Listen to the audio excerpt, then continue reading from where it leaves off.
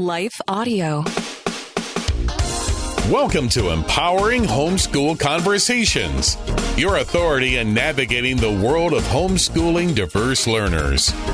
Featuring Peggy Ployhar from SPED Homeschool, Annie Yorty from AnnieYorty.com, Leilani Melendez from Living with Eve, Stephanie Buckwalter from eLARP Learning, and Dawn Jackson from Dawn Jackson Educational Consulting and Tutoring. With over 75 years of combined homeschooling expertise, experiences, and perspectives, this group is eager to share their wealth of wisdom to empower your homeschooling journey. So grab your favorite mug, settle in, and get ready for insightful discussions, valuable insights, and practical tips as these experts and their guests dive into the hottest topics in homeschooling. Whether you're a seasoned homeschooler, just considering this path, or anywhere in between, you don't want to miss a minute of these enlightening conversations that will empower your child to thrive in their homeschool environment.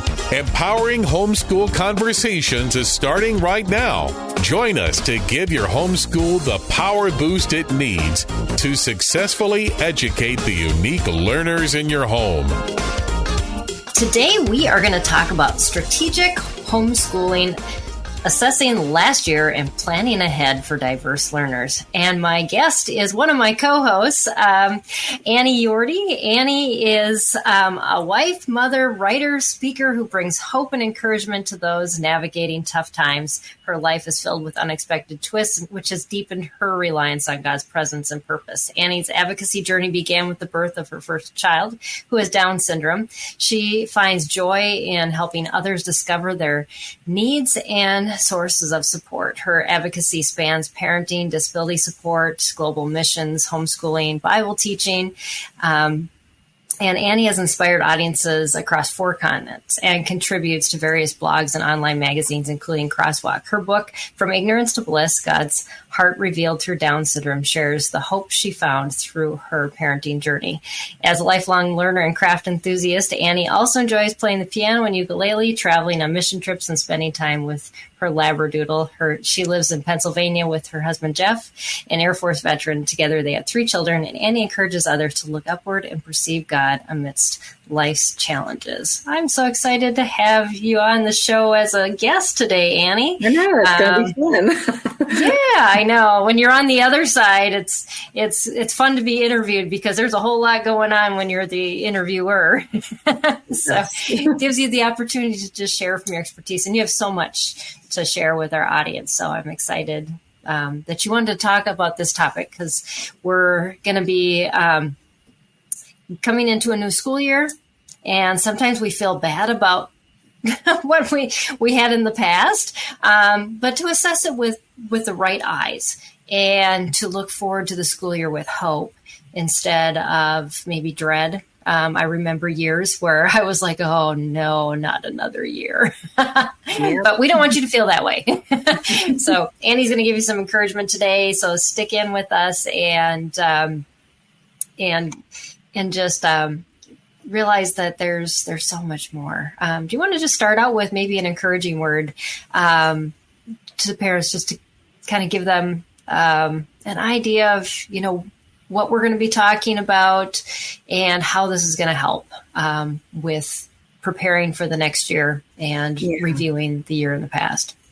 Yes. I know that we get to the end of the school year and feel just ready to be done. Right. We are done. And I get that. I did not expect that when I first started homeschooling, but that first year I was like, oh, I can't wait to finish and just put this behind me and have a break. I liken this concept of evaluation to like if you go on a hike or something like that, you are going to have a map or some kind of signpost, on the trees, or you're going to have a GPS, something, a compass even. And if you are just walking along on your hike without ever consulting these tools that you have really could get far afield of your that beautiful scenery that you want to see at the end of your hike. Exactly. You need to actually pause along your way of the hike and look at your compass, look at your GPS, your map, whatever you're using. And so that's the same idea here. This is a homeschooling journey. And if we don't pause every now and then and intentionally look at, well, like, what were we aiming for? And, you know, how did we do? Did we need any of that? And why not? Or if we did, we want to do more of that. So it's positives and negatives. We're going to look at both just honestly and see how it can guide us for the future. Absolutely. Yes. It's not a race to the finish line. There's so much to be enjoyed and to be learned through the process. And it's so easy to get that tunnel vision, though, because we just, some of those days we do survive and we just want to get to the end of the day. And I always thought, those people that homeschool year round, I have no idea how they do it. I always had to have my summers off because I needed a break so badly. Yeah. But some can, and they just take it easier. And I think maybe that's the key to it, is that you're not so stressed during the school year, and you can go through the summer. But however you do it, get some encouragement. Yeah, there's a variety of ways. There's not a one size fits all way to evaluate. We think of the evaluation time as just, you know, looking at different areas of our homeschooling journey. We look at our children. I think most people look at evaluation as, well, we used this book this year for math. Did we get through all of the book? You know, and then if we don't get through all of the book, we're like, oh no, we failed, you know? And, because the book was the rule, or the ruler of your success. But that's not, especially with our kiddos, you know, that's not necessarily our goal. We may take a couple years to go through a book. We may switch books in the middle. Right. We may have some modified goals from that book, something like that. So we are just wanting to see progress for our children, really any child. I think that's the way it is, because learning isn't a neat little package, you know, that well, it all fits into these 9 months of the year. So, you know, we see just fits and starts on the learning, and that's okay. Yeah. So, evaluation is important, but can you talk to us about, like, instead of just assessing at the end of the year, what about regular evaluations, and what does that look like? Yeah. So, we can pause along the way in the school year too. It certainly is like, you know, you start working with something you think might work with your child. You have this great curriculum you heard about, and, you know, you're excited about it. Maybe they're excited, maybe not, but you're doing it and you're throwing all you have into it. And, you know, you're not really getting any traction with it. Maybe, you know, you're just getting discouraged with that. And so there's certainly nothing wrong with, you know, come Thanksgiving or Christmas, you can look at that and say, well, what's going on here? Is this, maybe the book isn't right for your child's learning style? It could be a variety. It could be that your child has other needs right now, that the child may have some emotional needs that need to be dealt with, or, you know, some behavioral needs. We're going to maybe just put aside some of the academics and focus on and the behavioral needs that might be presenting themselves. And that's the beauty of homeschooling, that we can be that flexible to meet the child's true needs. We will continue this conversation after a short break. From the Kendrick brothers, the creators of War Room. Miss Clara! It's hard for a woman to call out the man and her son. I just need some prayer support. We pray that the Lord will open Isaiah's eyes so that he could see himself the way that the Lord sees him. What kind of man do you want to be? Isaiah, welcome to The Forge. The Forge, in theaters August 23rd. Rated PG, parental guidance suggested. Tickets and showtimes at theforgemovie.com. What impacts you every day? There is one book that influences almost every aspect of our lives. Museum of the Bible reveals the Bible's impact on your favorite musicians and artists, the way we measure time, social justice, our national monuments, and more. The Bible's impact is all around you. Discover how at museumofthebible.org/impact.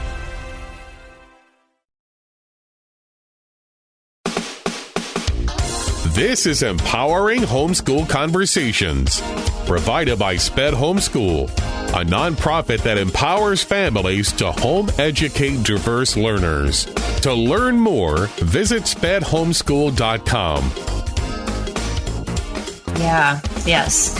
And to take those stops and kind of figure things out and to not feel like, I think a lot of times we're letting the curriculum or the books that we choose dictate just the overall atmosphere of our house, because we're trying to gauge everything around the way that curriculum was written and try to make our child fit into that box. And and when the struggle happens, it upsets everything.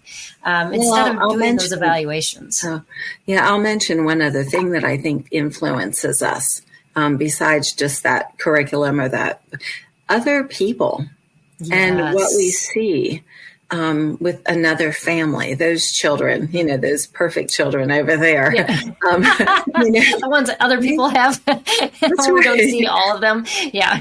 That can really influence our perception of our own children if we're not careful. That comparison is sort of deadly. I think I remember, this was actually before I homeschooled. My daughter was in public school for a couple of years, and she was not writing. I mean, she could maybe put some chicken scratch on the paper, to copy some letters, and she was in second grade at the time. And the teacher, this was at the end of the year at an IEP meeting, and the teacher, we had this IEP meeting that seemed really positive. And then at the end, she pulled out this piece of paper, and on it, that filled the whole page, was this lovely printing, like a little essay. And she said, "Oh, just so you know, this is what the other second graders are doing." And in writing. So she showed me, and it was really nice. But by comparison, like I said, my daughter was pretty much just barely able to press on the page with her pencil. And she certainly wasn't creating her own, ideas, putting them on paper. She could copy a few things. But I just felt like a balloon that had been deflated. I was pretty pleased with we had made progress in the year, but then that just deflated me, and I was demoralized by that. I don't know that teacher intended for me to be, so I'm not assigning that to her, but it took away from the progress. And that can happen with us at any time where, we're hanging out with other people, and we may observe where they're at or what those children are doing, and then get, start looking at what we're doing and the progress we're making as if it's not enough. Yeah. So I just want to caution that evaluation isn't to make you feel demoralized or discouraged. It's to help you just take your next steps. Yes. Yeah.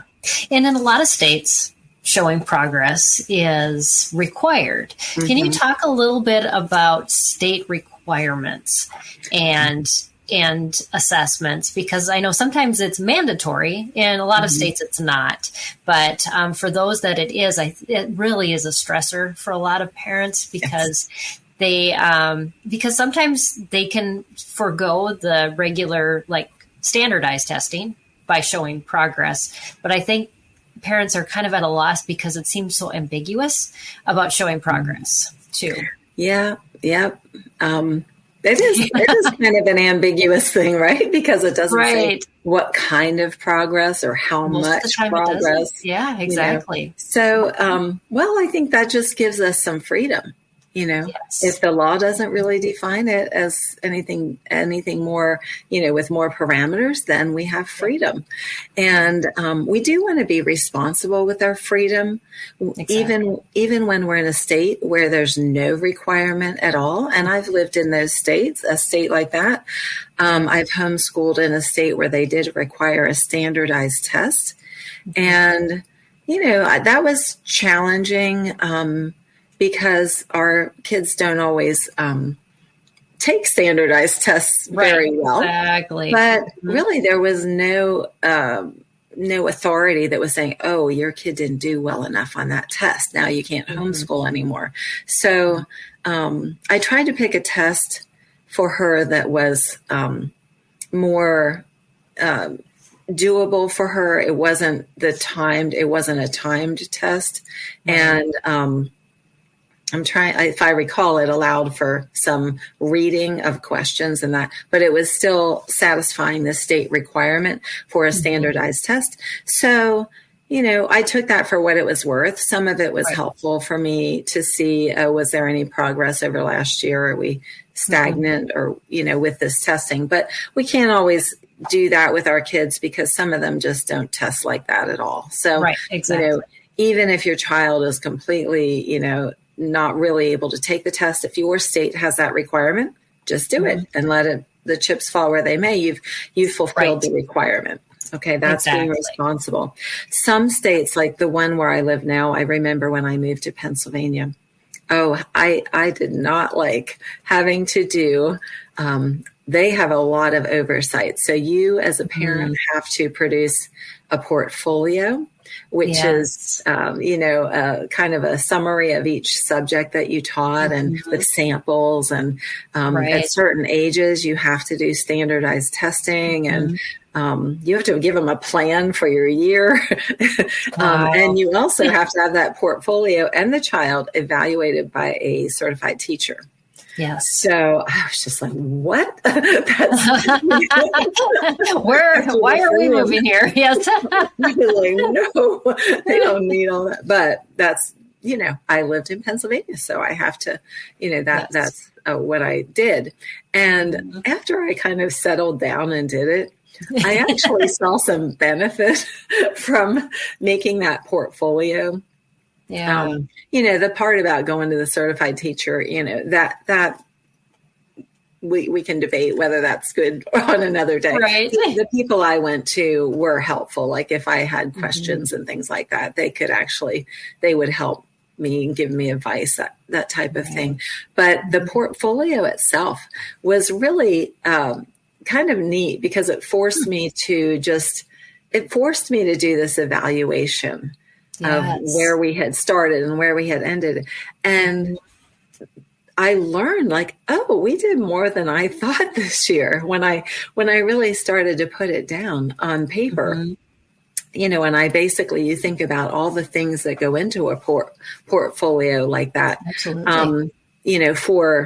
For the state, there's sort of a requirement of what to do, but you don't have to put everything I'm talking about in yours if you don't have a requirement.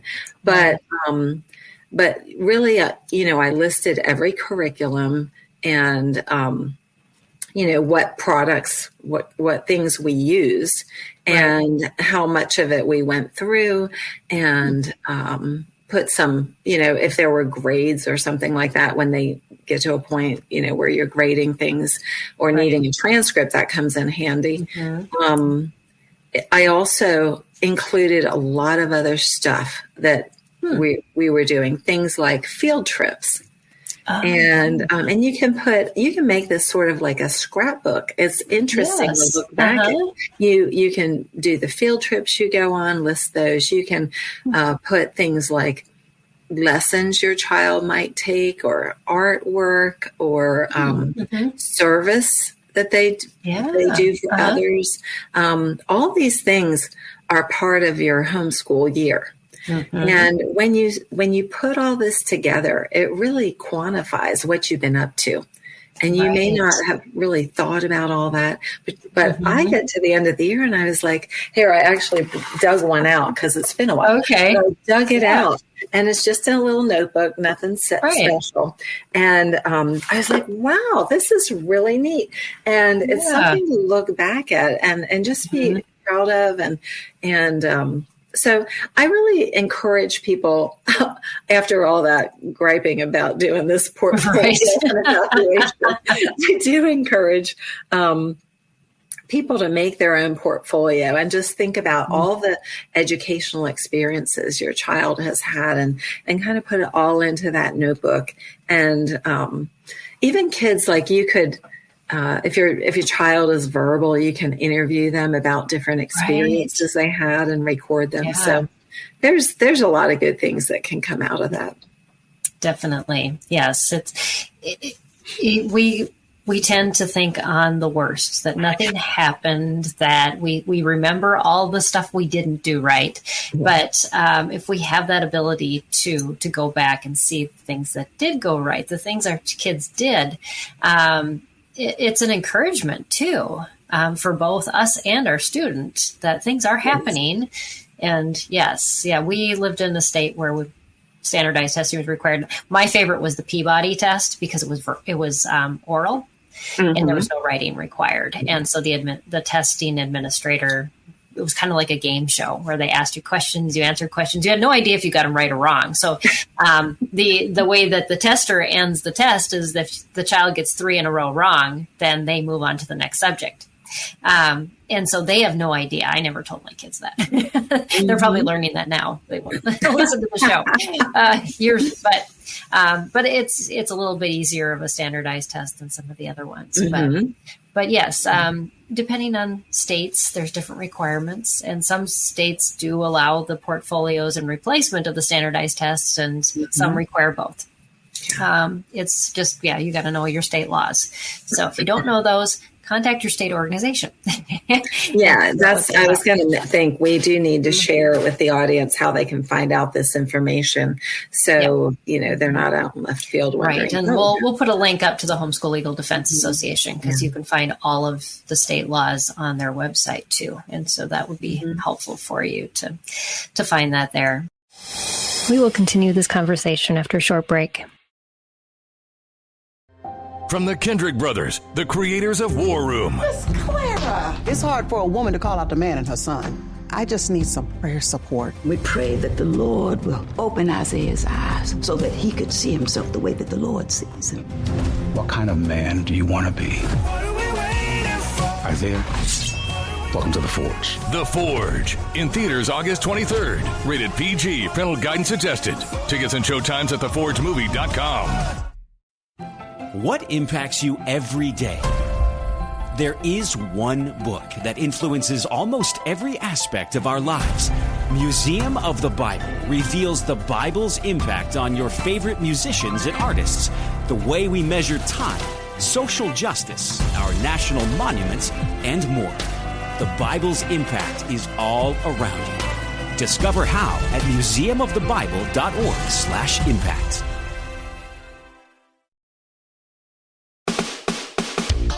This is Empowering Homeschool Conversations, provided by SPED Homeschool, a nonprofit that empowers families to home educate diverse learners. To learn more, visit spedhomeschool.com. Assessments, they may just seem like they're just a lot of waste of time, especially if they're not required. But I have to say, even though I pretty much knew what was going to be, where my kids were going to fall for the evaluations, it still gave me a peace of mind that I was making progress, even though I kind of knew I was making progress, but I tend to be the one to be thinking I didn't do enough. And so that is helpful. Yes. Yep. It doesn't hurt to do it. And, it's basically a day or a couple days, depending on how you do it, and you put it behind you and move on. So don't attach too much significance, but it could be a useful tool in the evaluation process. Yeah, absolutely. So, and also to help you celebrate, what are some ways or, criteria or questions that parents can kind of think over so that they can put whether it's a whole year or just a time block in perspective, so that they can take the good out of it too. And not just I think we didn't do right. As we do, it's okay to look at things that were difficult. Certainly the challenging things, we can analyze those, but we want to analyze both sides of things. Right. I always say capitalize on those strengths that you have. But as we go along in this evaluation, like you said, whether it's the end of the year or middle of the road or whatever, you can look at your materials and just kind of think about what curriculum you're using, and think about what worked well. What things seem to really click, and then figure out and just pause and think, why did that work or not work? And that's going to help you in the future to make a choice for your next thing. Of course, if you have something that works well, you probably have found something that works with your child's learning style and their abilities, and it's well matched for them. So, that you want to capitalize on that. Like I said, absolutely. You might think about, like, a curriculum might be good, but it may not foster independence from you. And as moms with a couple of kids, or, even one kid, the homeschooling can really stretch you and your time, depending on what you have in your schedule, how busy you are. And sometimes some curriculum needs more of your direction, and others can be a little more self-directed. And really, there's a lot of options or ways to adapt to help our kids have a little independence. I know as Alyssa got older in particular, she didn't want me directing every little thing. So give them some of that. It would relieve you of some, free up some of your time if there's a way that you can find a curriculum that, begins to foster some independent learning. At whatever level you're at. So that's one thing kind of additionally to think about when you're picking a curriculum. So when you can find something where you might just need to be near, but not necessarily hand over hand, because there's some of that for us pretty much always. But also things like preparation time. If you've got a busy schedule, and this curriculum may be a great curriculum, but boy, does it have a lot of upfront prep time. It may not be right for you, depending on your life at the moment. Exactly. Yeah. If you, if you're in like a situation where you don't have a lot of prep time, or where, maybe your life has a lot of twists and turns, let's say, to put it mildly. You may try to prepare things over the summer, look through your curriculum and see what needs to be prepared each week, and kind of try to get a jump on that in the summertime and get it set up and put in folders or on the computer or whatever the case may be. But if you can do that, then you're not going to be falling behind as easily when life or skipping a lesson because you don't have everything that you need for it. I remember being I mean, I had in the middle of my homeschooling career, I was diagnosed with MS, and my physical condition was really bad, and that was totally unexpected, and I just didn't have the energy to do all that. So it helped that I had prepared some things ahead of time and could rely on that to keep it going when I had days when I couldn't get off a couch, So, so things happen. We just don't expect that, But another question we might ask is how could we adapt these materials better for our child's needs? Or we may need to use them differently than they are recommending. Because we know our child, we're the expert on our kiddos, and we know what they need. So it's okay to do that. Take that liberty. That's why we homeschool.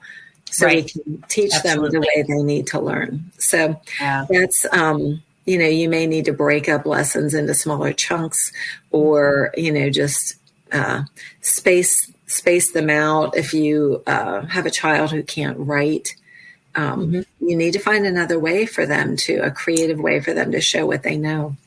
And exactly. So there's lots of things there you can think about.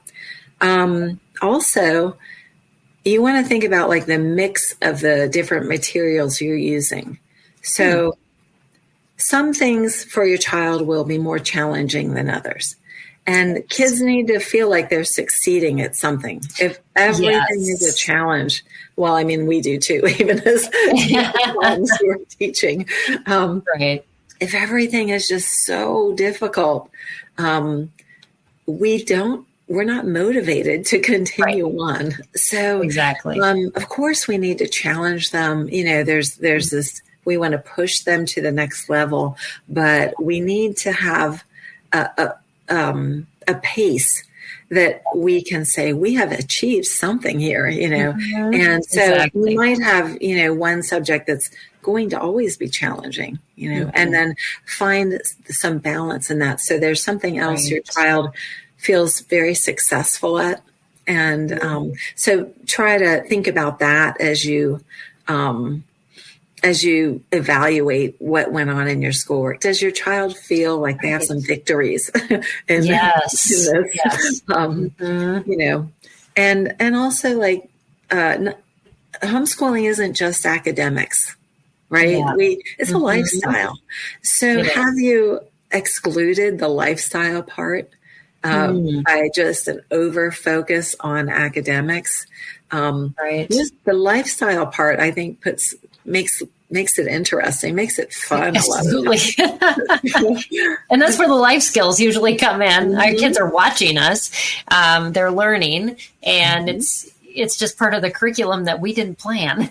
That's right. Yeah, it could be things around the house that they are learning to do, skills they learn for home living. It could be some kind of volunteer things. You know, it could be helping the neighbor, whatever, but those are important for building the character of your child. So, and don't think our children who have special needs and abilities don't need those experiences where they are giving to other people.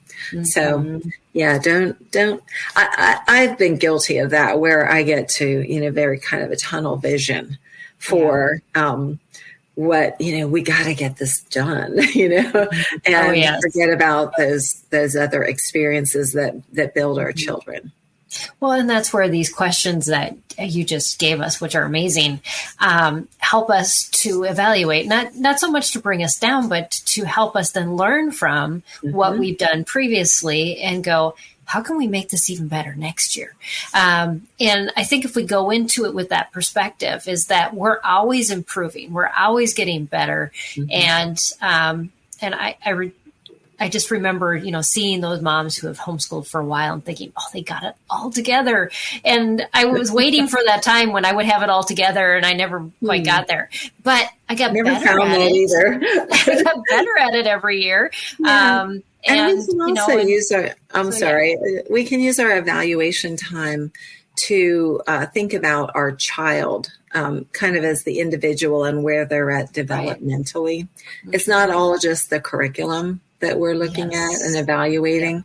We want to know, think about and celebrate any achievements they've made, any milestones or new skills they learned. Absolutely. That really boosts our motivation to continue when we do that. And we want to think too. Oh, absolutely. And we think as moms, how can we nurture what's begun, you know, in this child, and to keep that ball rolling. And we also like to look at the interests of our children. You know, they might express an interest in, I don't know, playing the piano or you know, building with Legos. You know, that there's a lot of educational things we can do with some of the toy-based learning, or building something, or, you know, it could be anything. But if our child expresses an interest, have we given them an opportunity to try it to see if that's really something they can take hold of and to explore it. So, and older children can give you input in that, but sometimes I might hear my child say something like that, but again, I sort of have my little agenda and it might fall by the wayside. So that's why when we evaluate, we can say, so maybe it'll come back to mind and we can say, oh, this year I really do want to give that opportunity. Right. And it's so good to do that when they're younger, that they get to try things out, because making those decisions and trying those things out as they get older gets more expensive. Yes, it requires more time away from things that are, they just have more things going on too in their lives. And it's harder to find that time. So trying out lots of stuff and saying, well, that was a good experiment. Didn't work. It wasn't for us. Or, wow, I can't believe you enjoyed that so much. I've heard from so many parents that they've delved into things that they never thought would stick with their kids, and they did. Or they thought their kids thought they would love it, or the parents thought they would love it, and then they walked away and went, "Oh no, this is not for us." Well, that's what I've always heard is kind of at the younger ages, let them try a whole variety of things. You don't need to go deep into it and become the experts at that age. It's a matter of letting them try different things. And then as they grow older, they'll kind of, some will fall by the wayside and they'll deepen their interest in something. So helps them to find their passion. My daughter was one of those weird ones though. Because I taught her how to sew when she was really young, maybe 5 or 6, and she wanted to sew all the time. Then all of a sudden the sewing machine disappeared. And at about 14, it came back out of the closet, and she couldn't put the thing away. And she started making her own clothes. And I was like, where did this come from? And so, just, sometimes you just don't know. Yeah. You're planting seeds. I think that's a good way to look at it. And you just don't know which ones are going to pop up when. Some might hibernate. I don't know. That's a good point. Yeah. That's a cool story though. I like, that's neat. So we also kind of, I was just going to add, I think one more thing about just evaluating where our children are at, because, we have to deal with behavioral issues sometimes that might stem from a disability, or it might not. It just might be part of everyday life. But, because typical kids have behavioral issues too. But you kind of do have to look back over your year or whatever time frame you're doing this and say, how are those issues affecting the learning? How do they affect the homeschooling? Are you always butting heads, with your child? Are there character issues that need to be addressed more than academic issues? Or, what emotional needs are bringing this behavior? And so we might think about, do we need to modify our environment to make it more advantageous for our child? Are they overstimulated, understimulated? Did the pace that you're keeping cause these behavioral issues? You have to kind of look at all these little things. Sometimes just slowing down will reduce stress and the behavior will settle. Sometimes not, but But and then, we get to the end of all that evaluation and we think about whether we need to continue with the same materials or, move on to something new. If you haven't finished a book, nothing wrong with keeping on in the next year. You've paid for that book. You might as well use it all. So there's just because it says, 4th grade on the book cover doesn't mean you can't continue to use it into the next year if it worked well. Absolutely. If it didn't work well, you can choose something else. But anyways.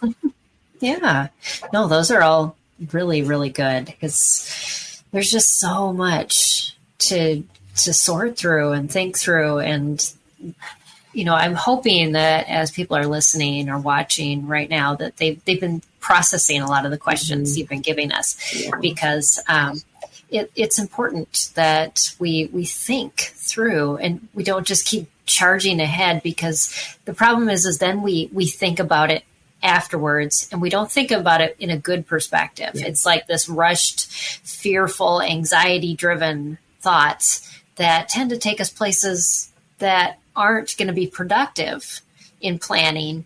When we can take the time, we can step back, we can evaluate with a peace of mind, and then know that this is all moving us in the right direction when we assess it from the right perspective.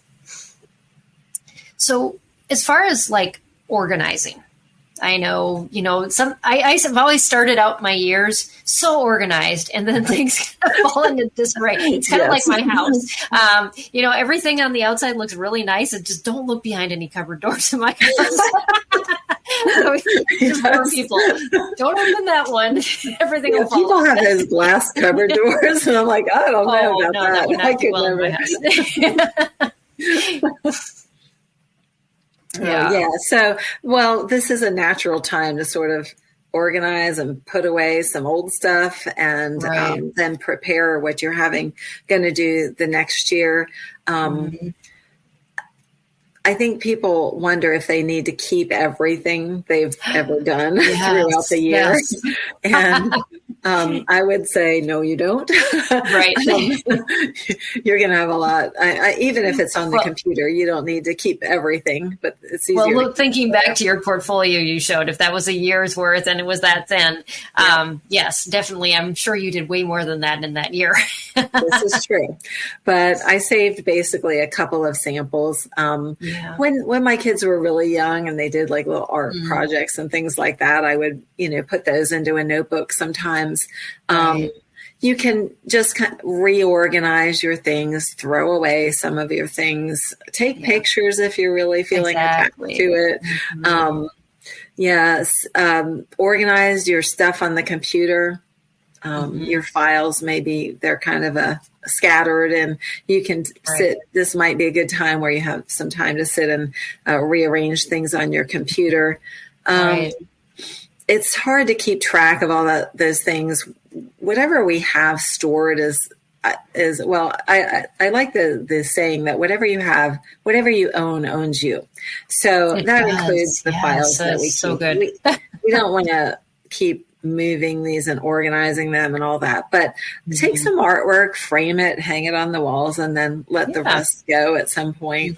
Take pictures of them, and also organize your goals for the next year, not just your physical materials, but you're going to think about what is coming next. That's a natural thing once you've done an evaluation, and you're going to think about what materials to use, what extracurricular types of activities you want to incorporate, and the pace of your work. And absolutely, I'm always overly ambitious, putting too many things in, but then reality will hit at some point, and I'll evaluate and pare it back a little bit. Think about what you might need to drop some things from your schedule to make your life more peaceful and restful. So some people write their goals down. Other people don't. I think it's okay either way. I was forced to in Pennsylvania to turn that into the school district, but I didn't always do that. It might have been a little more in my head, but that's a good time to just look at your goals and begin preparing for the next year. Yeah. Some people have homeschool IEPs, and whether they fill in the goal section or not, that's up to them. Some people really, they're very much like to have a plan based on, some specific goals that they're trying to reach. And so that makes sense to do that.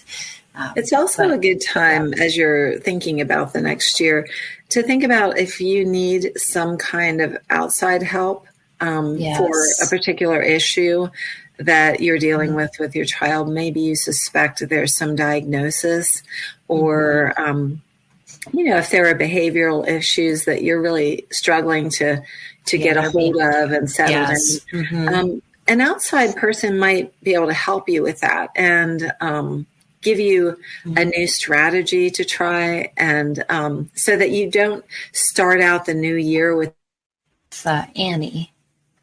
But hopefully she'll catch up soon. Might have to have her repeat what she was saying, and hopefully her picture will come back soon. But yes, getting help, having a team, so vitally important. I mean, we talk about that a lot on the show. And so if you feel like you do need help, definitely be considering that, reaching out to people, asking who's available, who's got some expertise in this area. And if you don't know, it looks like Annie popped off for a little while here. If you don't know anybody, definitely look through our YouTube channel, because on the Empowering Homeschool Conversations channel, you can do a search on particular topics on our channel, and then find an expert I did an interview with, see if they're available to provide you some resources or help you out specifically in that area. So just some ways to consider getting some extra help. So Annie back, and I think my next question is about, how do we celebrate? I think a lot of times we're like, oh, our child's made an accomplishment. Do we make a big deal about it? Do we not make a big? What are some ways we can celebrate different milestones, or when we see progress in kind of the right context with our child? Yeah, I'm a big fan of fun. So, and I like celebrations. I like to do them throughout the school year, actually, but especially at the end of the year, you and your child or children have worked hard. And Absolutely. It's a big deal to get to the end of that. And you don't want to just run past that achievement without recognizing what's been done. In the Bible, God routinely told his people to celebrate different events and things that he had done for them. So I think we can take a page from that chapter and say, that's good for us too. So I think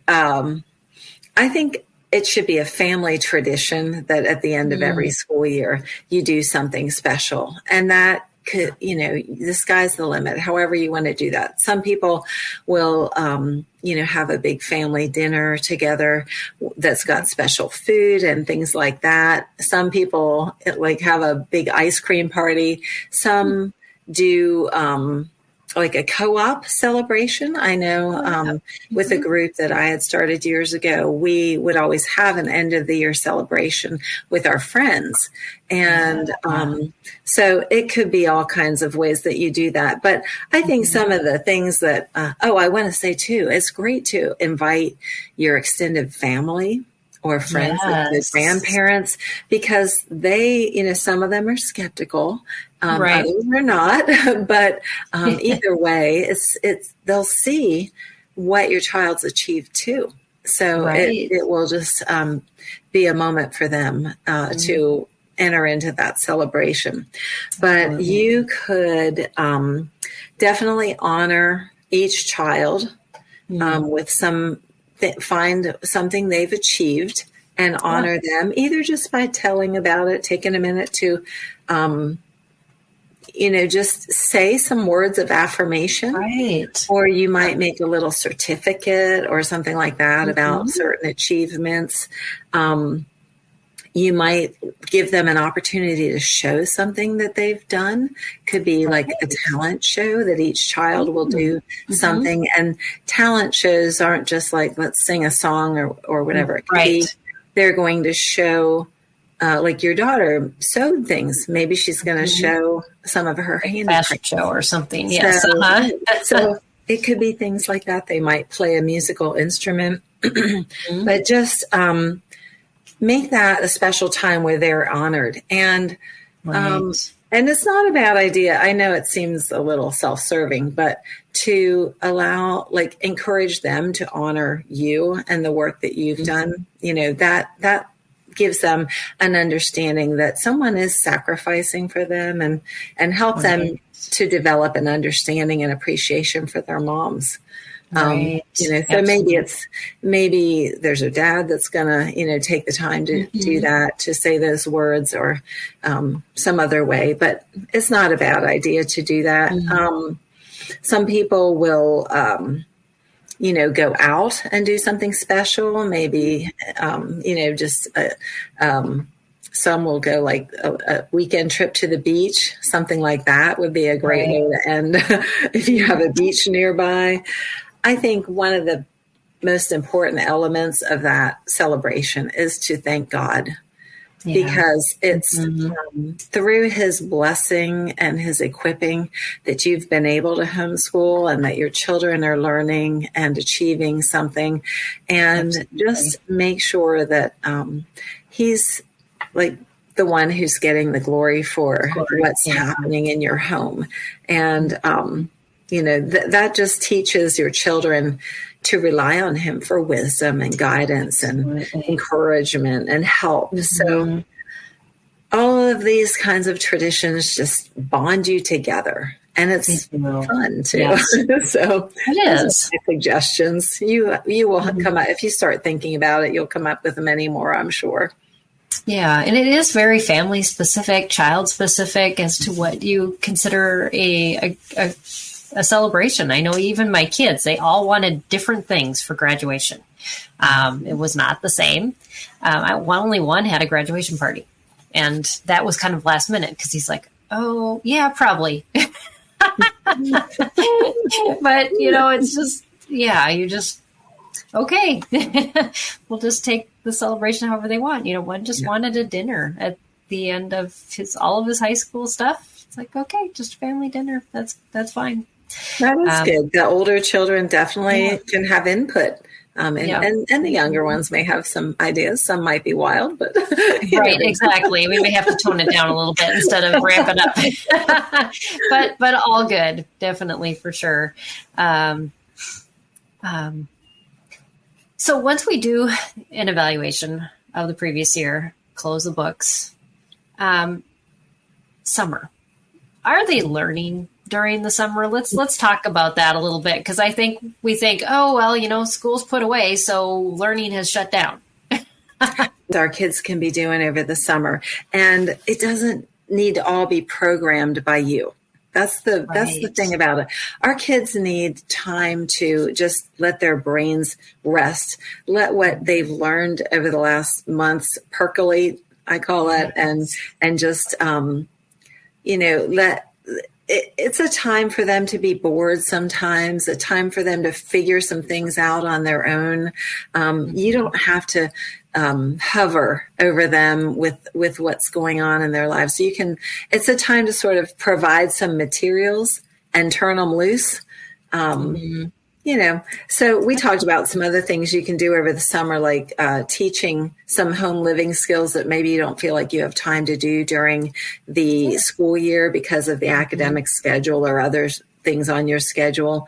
I do encourage people to really limit the electronics. You know how quickly when you pull out your phone, it can be that like a couple hours goes past. Well, the whole summer can go by like that for your kids if they have phones. They start when they wake up in the morning and boom, the day is gone. So I think it's really important to not fill their brains with that easy kind of, games or whatever. Let them figure out how to entertain themselves in the summertime, and socialize with people, have friends over, go do stuff out in the world, teach them how to plan meals, how to shop on a budget, just the normal things you're doing, how to do new chores so that the next school year they can take over that, something like that. But even things like if your child does camps or some might learn to play and take some lessons, like some musical lessons or something like that, to see if there's an interest over the summer. Yeah. Like, there's all kinds of things at libraries to do that are free often. Right. You could go out into nature, and each one has a little journal that they sketch or write about what they're observing. Make scrapbooks. I've been at Good News Camp all week. That's for that. Go out in the world and enjoy it. Hiking, camping, join a bowling league. make a garden, build something. Those are some cool things for kids to do in the summer, families to do together, to just bond you together as a family. I also encourage moms to take a little time to recharge their own batteries. Absolutely. Read a book for no reason whatsoever. Right. If that's your thing, learn a new craft, have someone over for coffee and just sit and chat a little bit. Adult conversation. Pick up a Bible study for the summer only, where you might be able to go out to do that, or even some of them are online now. So, clean out your closets. That may seem like work, but that's kind of refreshing to get it done. Is, yes. You can get an information overload of, how much stuff you own and all the choices you have to make. So, but yes, what it really stood out to me as you were saying those things is those are all short-term things. The school year seems like so long. And so in the summer, we have those little bits of learning, kind of places where we're just dabbling and trying things out. It doesn't feel so heavy.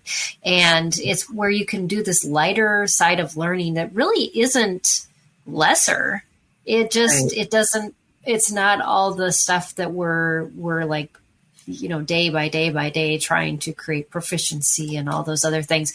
But in the end, we're creating neural pathways that all of those things that we are working on during the year need.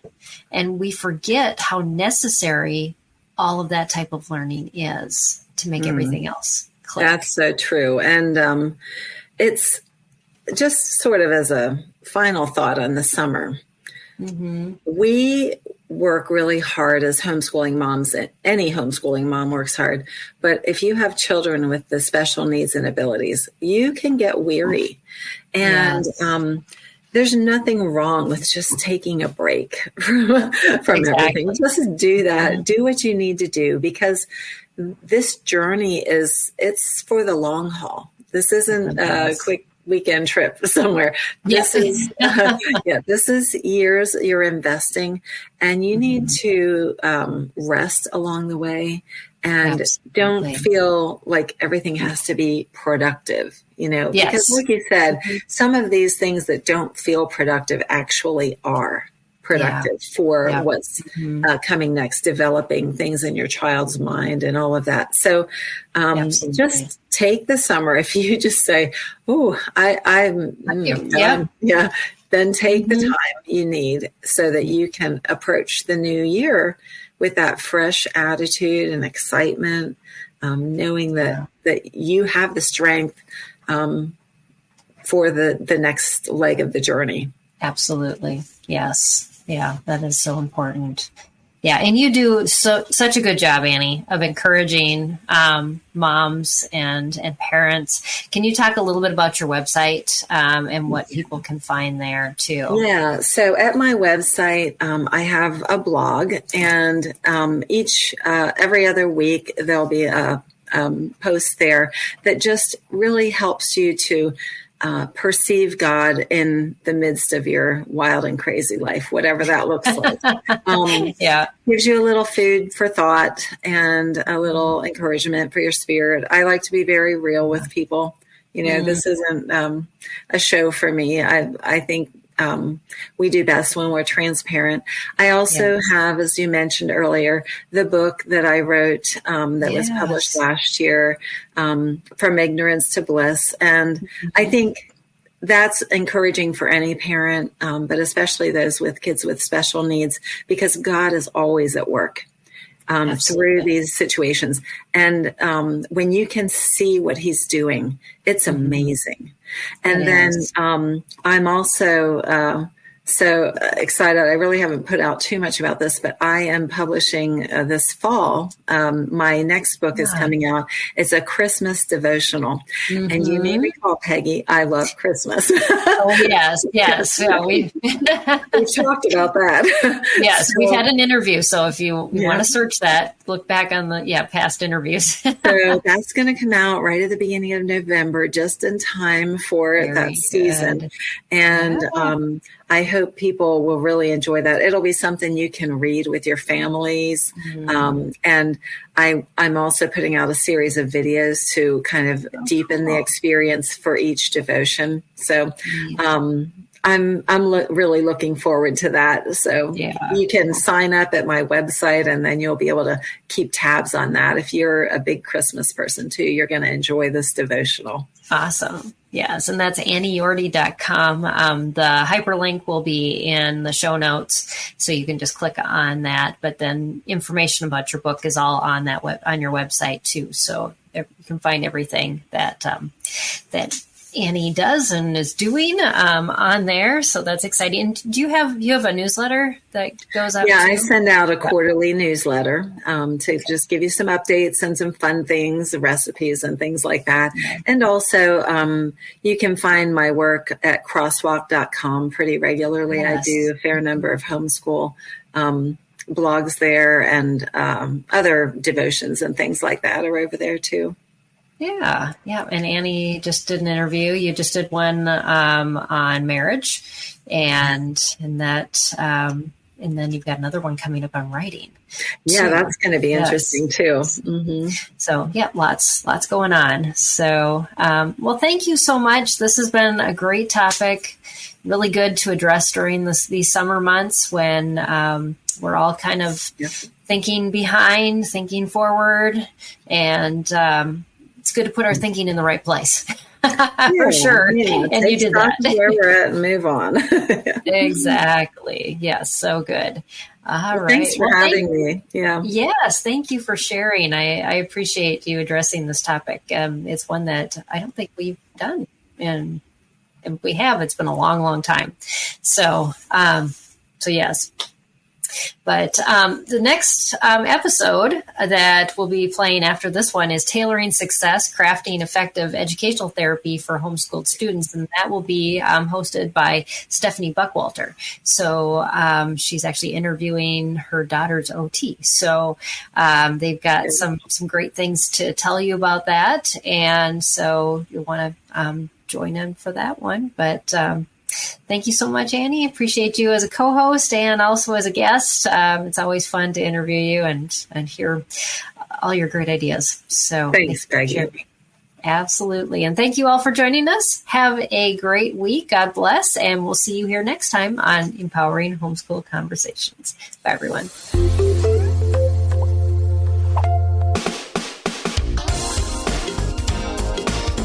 I want to take just a second to thank the team at Life Audio for their partnership with us on this podcast. If you go to lifeaudio.com, you'll find dozens of other faith-centered podcasts in their network. They've got shows about prayer, Bible study, parenting, and more. This has been Empowering Homeschool Conversations. I'm Billy Yancey, entrepreneur, fitness cowboy, father, retired Navy cornerback, and now podcast host. Listen to my new show, Billy and the Goat, on Life Audio. Happy listening.